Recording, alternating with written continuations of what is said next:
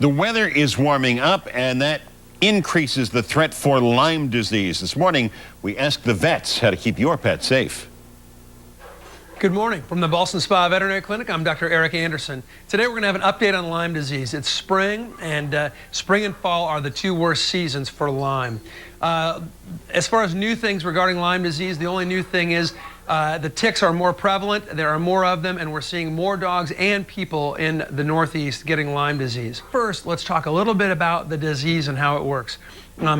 Let's start with the tick. The deer tick specifically is the critter that spreads Lyme disease. They're very prevalent, and they live not only on deer but also on mice. The tick bites your dog and attaches, and they're not easy to see. They're very, very small. That tick has got to be attached for 48 hours before it can pass the disease to your dog. So that time is very critical in terms of our prevention, which we'll talk about later.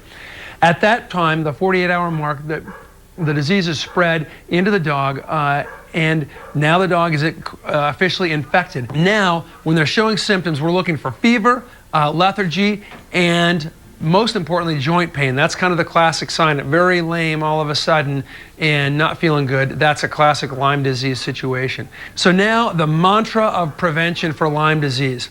Number one, Lyme vaccination is very important. Number two, we're going to use tick prevention. We recommend the Activil Tick Plus once a month all year long. The ticks can be active in the winter on a nice day of 40 degrees, but they're especially active in the spring and in the fall. That's when they are at their worst. And the third part is removing any ticks. Looking at your dogs carefully after you've been out in a wooded area especially, look for ticks and remove them right away, because if you remove them before that 48-hour period, you are going to prevent disease in that way. None of these by themselves are perfect, so the combination of the three is what we have found works the best to prevent Lyme disease.